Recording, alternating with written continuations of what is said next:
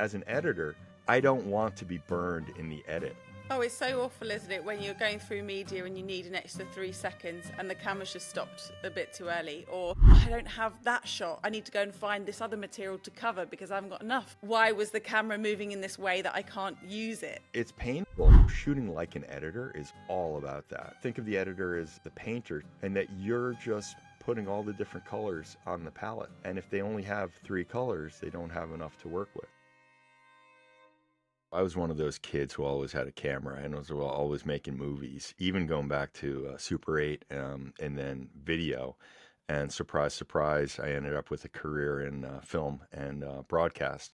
And I started working as a producer, as an agency producer and freelance producer in New York, and also independent films and music videos and documentaries and stuff like that, kind of the passion projects.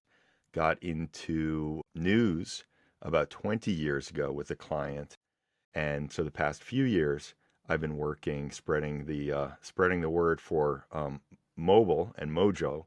And after the full-scale invasion of Ukraine, when Russia invaded Ukraine in 2022, I realized that it was an existential moment, but also that I could help journalists there capture and tell stories to the world and keep the story of Ukraine front and center globally.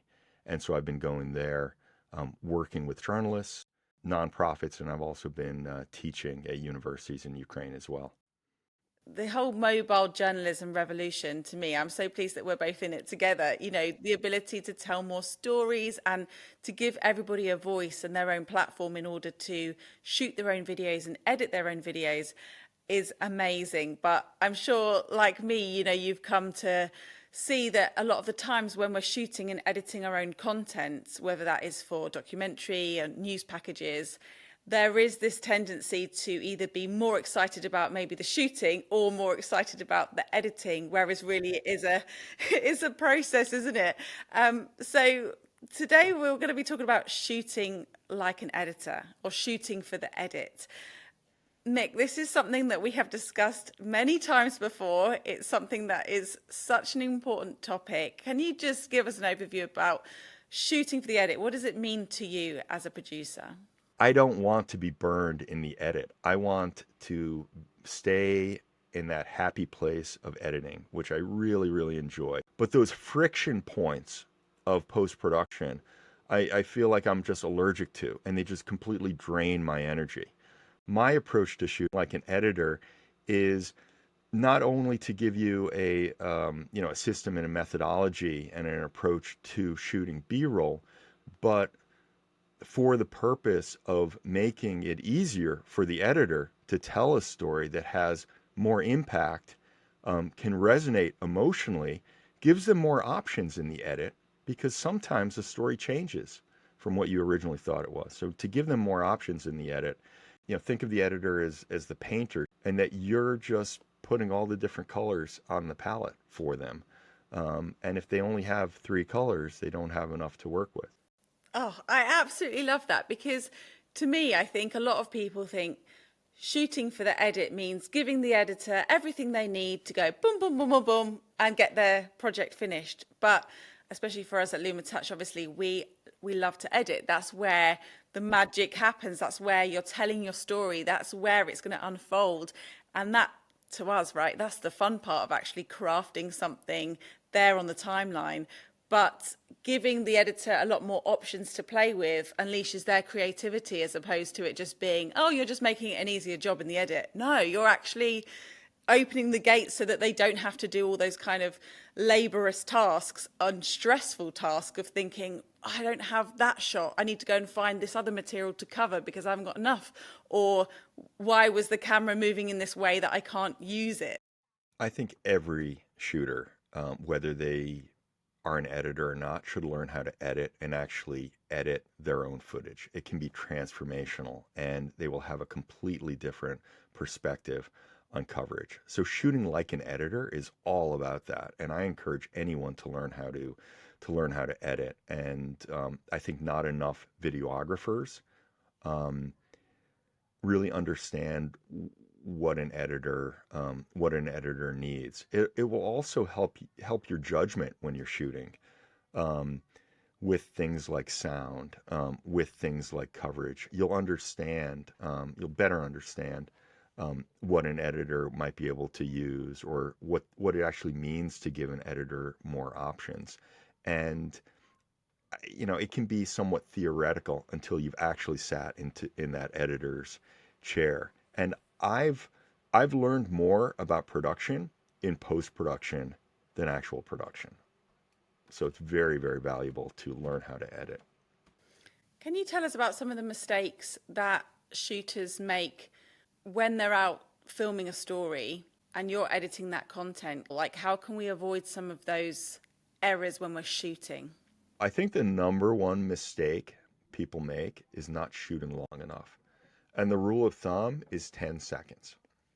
I've been shooting since I was a kid, and there's something that happens when you're so focused, looking through the lens, shooting something, that there's like a ripple in time, and you think, wow, I got a ton of footage.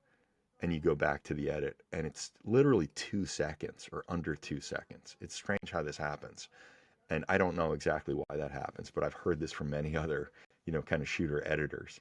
I still count to 10 Mississippi every time I'm shooting, and I make sure that I've got at least 10 seconds.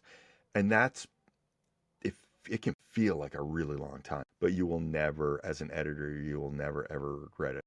The second most common mistake is moving the camera too much, and this is something that the average person does without training. They'll just move the camera around. I think part of this is that you know idea that they don't realize that that's not long enough. That actually haven't landed on something for 1 second. So they just haven't edited, and they don't know that getting coverage, moving the camera around like this, is not going to give you enough, unless that's a certain look or feel. But even then, it has to be intentional. So I would say, camera movement is good. Stability is something that's key, unless it's intentionally shaky. But even then, I would say start on something, count to five in your head. Make sure you got 5 seconds, and then do your move. Maybe it's a pan, maybe it's a tilt or something like that. And then once you land, count to another 5 seconds. Because as an editor, you've just tripled, or for an editor, you've just tripled the shots you gave me in 10, 15 seconds. It hasn't taken you any more time, but I got that first 5 seconds, that's one shot. I've got the last 5 seconds, that's another shot. And I've got a transitional move. And maybe I might go back to that, down my timeline. So you've essentially tripled the coverage with just an intentional 5 seconds at the top, 5 seconds at the tail, and it's given the editor a chance to transition in and out. Oh, it's so awful, isn't it, when you're going through media and you need an extra 3 seconds and the camera's just stopped a bit too early, or the shots are blurry. Sometimes the panning is so quick where you can't even see, there's nothing to see in the shot. It's painful. So that's why shoot like an editor. You want that editor to have the options in your footage. There is an exercise I teach. I think of what's the most boring thing in the world? Somebody sitting at their computer typing. I used to do this a lot for one of my clients. We did a lot of internal employee videos, and it was a lot of them just typing at their computer. So what I would try and do is I would try and tell that stories from 12 different positions. So even if I was handheld, on the tripod, put that tripod 12 different places. That can include exteriors, right? But move around. So behind the person, to the side, on the other side, the POV close ups of their fingers typing. Wait until there's typing. Wait until there's, some sort of acknowledgement or eye movement, right? So variety, wides, mediums, and tights for every shot. You also have to make sure that you are shooting with the right resolution and in the right frame rate. So there's so many things to think about. Like, I mean, as an editor, you don't want to be getting material that's shot in a lower resolution than you need, or with a lower frame rate than you need. That can be a nightmare. And also, I like what you were saying earlier about thinking of your story ahead of time. Will you want to slow some footage down, in which case you need to shoot in a higher frame rate? You need to know this when you're shooting the material, because you actually can't slow that footage down if you've not captured enough frames. So it, there's so many layers to this. Yeah, on the technical side, just a short list. Resolution. I advise everyone to shoot 4K. Like, does it have to be ProRes? That's probably overkill unless you're shooting, a music video or a documentary, a feature film or something like that. People might disagree with me, but for news, for example, MP4, H.264, H.265 seems to be good enough. I'm not a huge color grader. I'll do a little bit, but obviously people who go really into it and want those, those raw files, would be shooting ProRes, something like that, which I get. But for the most part, 4K, H.264, H.265, 4K gives you a lot of options, even if it gets edited or exported as 1080, that you can literally punch in. You've got 4 times the frame to actually punch in, or even do a bit of a move in post-production, which, there might be some instances for that. But with B-roll, I shoot 60 frames a second for most of my B-roll, most of the time. And that's because sometimes you'll want to slow it down. If you shoot 60 frames a second, and I change that as a default in my phone setting, so every time I open it, it's 60 frames. I don't have to think every time and keep changing it back. 60 frames a second, because you have an option to do a little bit of a slow-mo, which sometimes doesn't feel like a slow-mo, but helps you linger on some shots. And it just gives you more frames. And it gives you an option in post-production that if you don't shoot 60 frames, then you will not have that as an option. So, and shooting B-roll is all about options in the edit. The more options an editor has, the better a piece is going to be, the faster they're going to get there, the more time they'll be able to spend on things that actually add value to, to the storytelling and to the quality, however we, gauge that quality. And that's why we have to have this approach. It's kind of an open-minded approach, but it's also a systematic approach to shooting B-roll.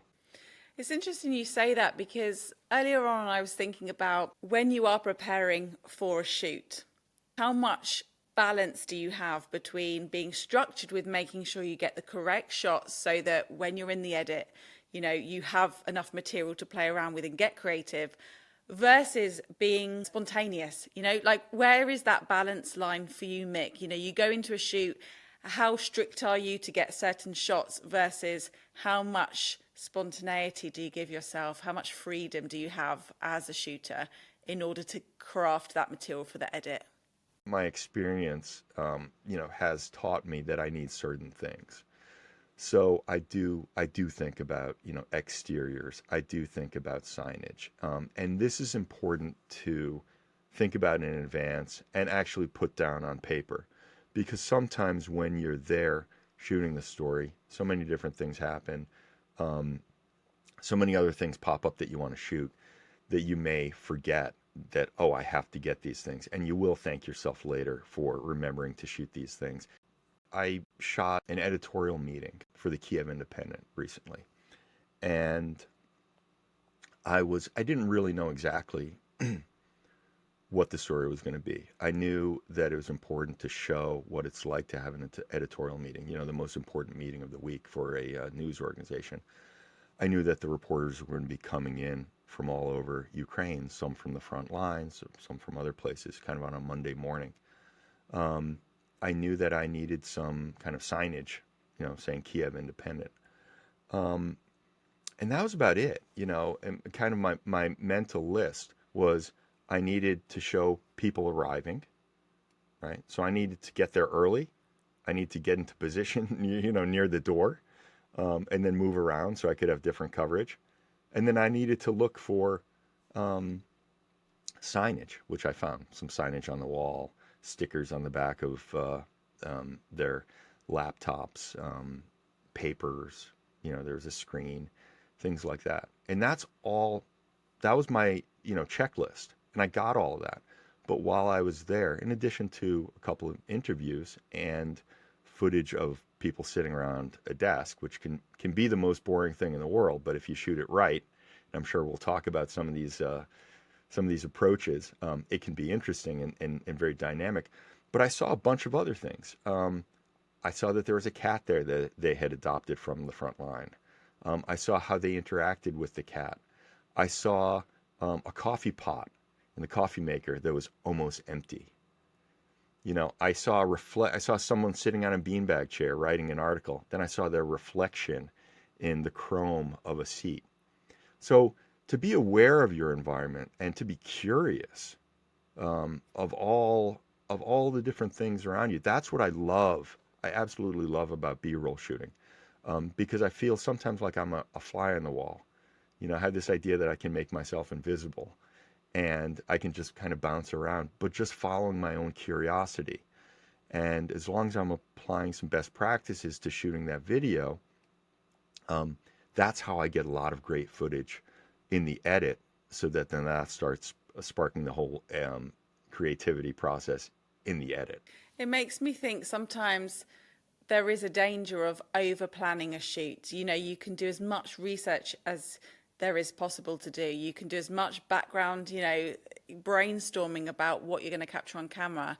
But until you're actually there, sometimes over planning these things can sometimes, I'm sure from your own experience, you've seen like kill the spontaneity of the moment. So you've mentioned, there's a reflection shot or, the coffee pot, like things that you wouldn't have been able to foresee, basically. So you're able to kind of jump into that situation, understanding the story and knowing kind of where you want to go with it, but actually being able to be spontaneous on the moment. For me, I always shoot my interviews first, because if they've said something in particular that could use a visual cue, then I know, oh, okay, I've got to capture that as the B-roll. What's your experience with, capturing interviews and B-roll at the same time? So my rule of thumb when shooting B-roll is shoot first, ask questions later. And what I mean by that is when I arrive, I have my camera ready and I'm ready to start grabbing footage. Because I may see something and think, oh my gosh, that's amazing. And then by the time, we finish the interviews and maybe a tour and maybe some other B-roll, it's gone. So I'm really ready to start shooting B-roll immediately. And I don't put any pressure on myself to make that content something I have to use. I don't have any pressure of you have to use this or this will be used. I'm just gathering materials at that point, and I know I may use it or I may not use it. And how long does it take you to scroll through something very quickly? In the edit, there's a whole editorial approach to this. Again, I know how to produce, I know how to shoot, I also know how to edit, and I go through footage very quickly like a news B-roll editor. And I've sat in that seat and been amazed at how fast you can process the footage, and just tell if that's something I'm going to use or something I'm not going to use. So it doesn't take me that much more time to shoot, and certainly it's not going to waste any time in the edit. What it does give me is a chance to have some amazing footage. Maybe there's a little golden nugget there that I might be able to use. As an editor, it's not, it's rarely the things that I thought would be the good shots are the ones that actually are the great shots. It's often all the other stuff that I just saw in the moment, or I just kept rolling and something happened. Those spontaneous mistakes sometimes, whether that's like an outtake or whether that's an interesting piece of B-roll, as you say, it can totally make or break a piece. Because I think Mike Castellucci, for example, when he's doing phoning it in, he will let the camera roll. He will include little sound bites where the interviewee doesn't necessarily really remember that they're being filmed and they've dropped something, or a door slam shot. Like all of that kind of stuff, I think really makes to show the human element of the people that we're capturing on camera and the stories we're telling. And that's number one important thing, isn't it? Yeah, it's the grit, it's all that stuff. And not just for news footage. I recently shot a music video, and I've shot a ton of music videos, shot and edited a ton of music videos, different styles, but kind of that verite, spontaneous, kind of real, authentic style. It's all the mistakes. It's even when the camera gets knocked over. Those little moments, they make for the best footage. and they really add that authenticity to it, which I think consciously or subconsciously um, has resonance with the viewer. Let's now talk about audio because I think audio often gets overlooked, especially when we're just getting started with video production. We're excited to film a story that's happening in front of us. You know, maybe we're just getting started with mobile journalism and we maybe forget to take a mic and things like this. Can you talk me through how you would approach capturing quality audio when you're out in the field shooting maybe a news story, or even when you're shooting, you know, as you say, a music video or a longer form piece? Natural sound, nat sound, is as important as the video. It's really, really important to capture natural sound, especially for editorial news footage, because it's part of the story. You never know when you're going to use it too. So to have that as an option is really, really important. It doesn't really take much extra effort at all, um, but you should really think about audio as well. When I'm shooting mobile with my iPhone, I just use for Nat Sound. I just use the iPhone. That little pinhole mic I found is just as good as some of the shotgun mics that I've tried to use for it. I don't see any improvement in quality. Maybe that's a very controversial statement, and maybe people will come after me for not knowing my tech. But I don't see any difference, and it's easier. So there are a few things to think about. And this is one of the best practices. There's a short list of best practices for shooting B-roll, and one of them is to think about audio. Don't breathe heavily. If you're walking or if you're just standing there, or you're a heavy breather, don't breathe heavily. Don't talk to the person next to you. If the person next to you is talking, either get away from them, either say, "Hey, I'm rolling," something like that. Or if you don't want to like ruin, break the spell, just realize that they're talking, and hopefully you'll get some other footage later. And that's also important. Another reason why it's important to communicate with the editor, because that you'll be able to tell the editor, "Hey, by the way, there are a couple shots where someone talking next to me, but don't worry, I got more coverage. There's nothing I can do about it." Um, and that gives you the freedom, and it also puts the editor in that frame of mind of not criticizing, knowing, oh yeah, that person was just yapping, and they just got more footage. Because sometimes you can't control the environment around you. Sometimes you do want to be that fly on the wall. But audio is really important. Audio is obviously important for interviews. What I use is just I use a Rode Go, the Rode Go 2 setup. I've used a bunch of different ones. The DJIs are great, but essentially I use a lapel mic setup. Think about that golden rule of garbage in, garbage out. So you do want to capture the highest quality and quantity of nat sound and interview sound when you're there. Yeah, I have a almost a standardized thing I do every time I go to shoot an interview piece. I kind of pause for a long time after the interview. So I've done the interview with someone and I kind of just leave it going like after they've left the room, or I just kind of capture that room tone just because as I'm cutting an interview up, for example, there's nothing worse than where the audio just cuts and then comes back in and then cuts. It's so, it takes your viewer out of the story where they can hear the audio coming in and coming out. And that room tone is so important. So I'm glad you mentioned it there is such an important thing to have. With the interview too, this is worth noting, since we're talking about audio, but when you're doing an interview, um, always pause after the person stops speaking. Give it a few seconds.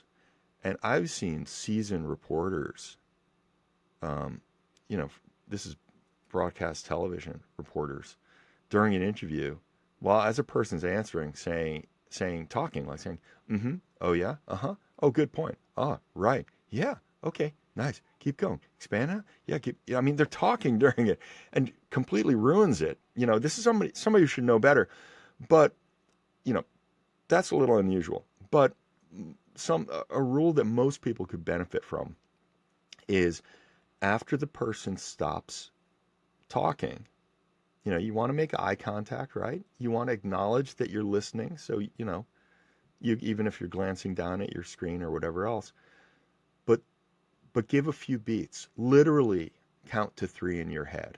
There's a rule in B-roll shooting of counting to 10 in your head, or at least looking at the counter on the screen. But give it 3 seconds, because some environments, audio, even vocal audio, will echo for a full second around the room. And you want that. You want that to kind of finish bouncing around the room, and you don't want to step on that. But there's another reason that has to do with the storytelling, not just the audio. And that is, sometimes somebody stops talking and then they have another thought afterwards. And let them, sometimes just a nod or a smile or even something like that will prompt them to keep going. But you're giving them a chance. You're showing that you're listening. You're showing that you're not just talking about your next you're thinking about your next question, so you jump right on it.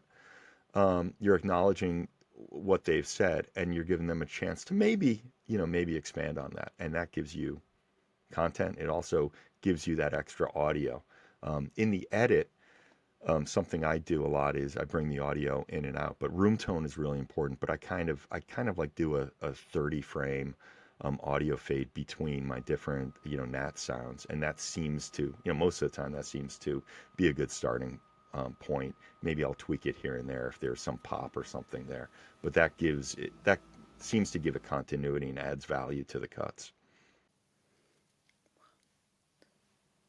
Okay, I was just counting to three. And one more, no. Yeah, one more point.